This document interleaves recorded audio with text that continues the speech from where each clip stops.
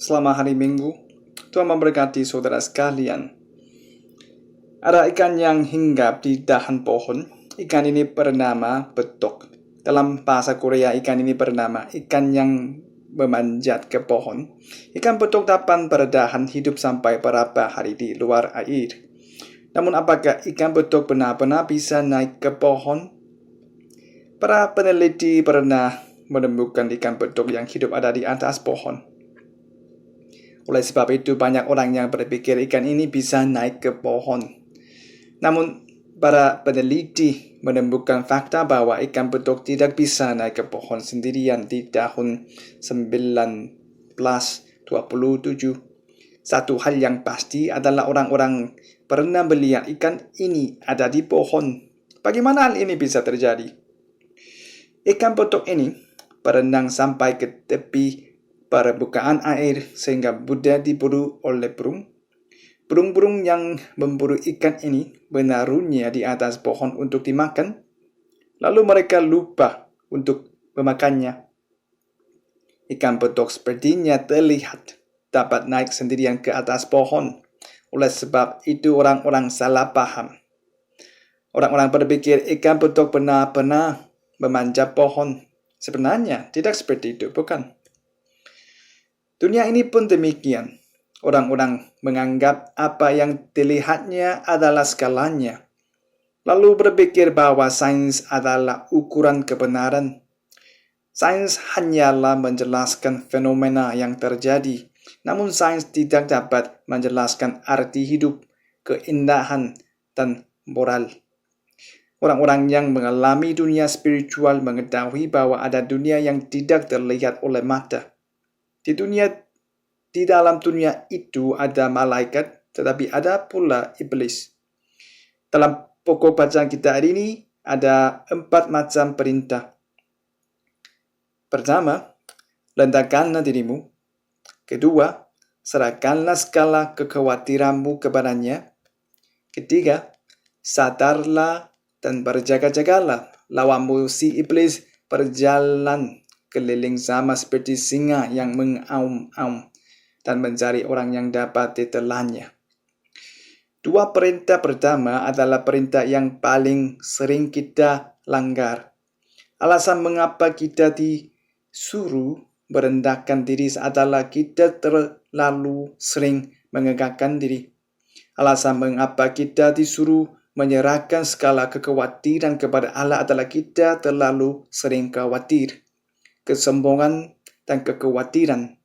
Sepertinya iblis benar-benar berusaha untuk mengangkap kita dengan dua hal ini. Ada seorang pendeta yang bernama Chad Bird. Dia sangat berkompeten. Chad Bird menjadi seorang dosen teologi saat berumur 31 tahun. Padahal dia tidak memiliki gelar doktor. Semuanya terjadi sesuai dengan rencananya.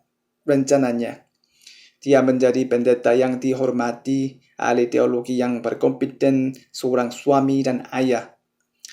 Namun dia tersandung dalam kasus perselingkuhan. Pada akhirnya dia bercerai dan pisah dengan keluarganya.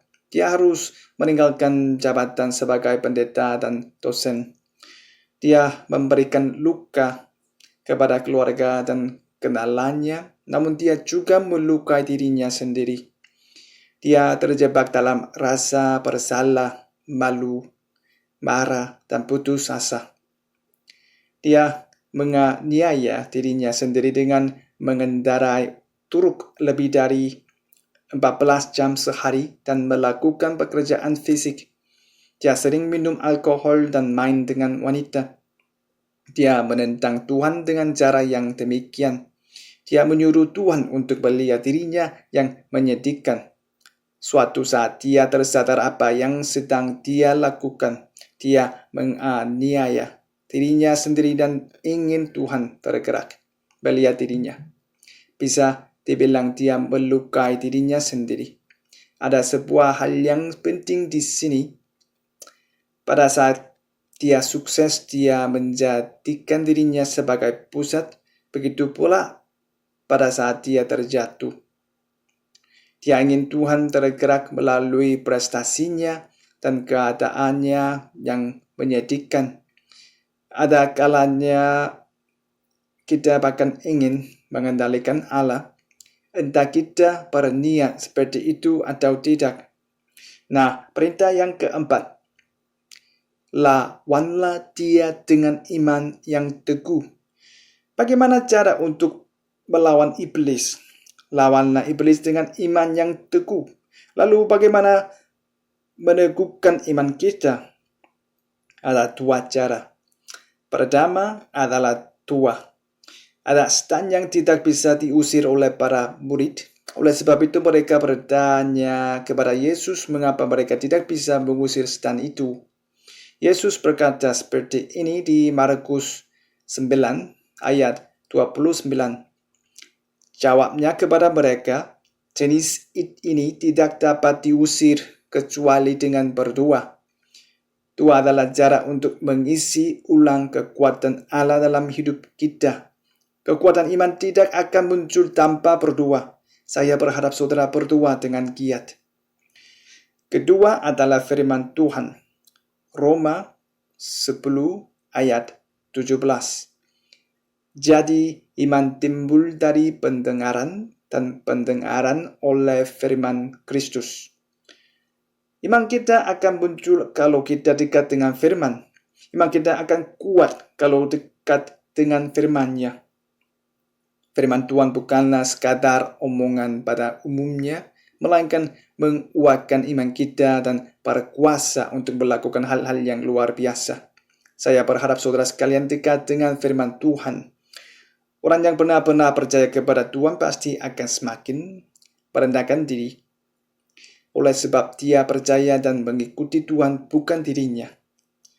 Orang yang sungguh-sungguh percaya kepada Tuhan tidak akan terus khawatir. Allah sudah jelas-jelas berjanji untuk memelihara kita. Kita khawatir karena tidak percaya akan hal itu. Orang yang percaya tidak akan diliputi dengan ketakutan. Nah, si iblis membuat kita menjadi sombong dan khawatir agar kita jatuh. Oleh sebab itu, Tuhan menyuruh kita untuk menguatkan iman kita untuk melawan si iblis.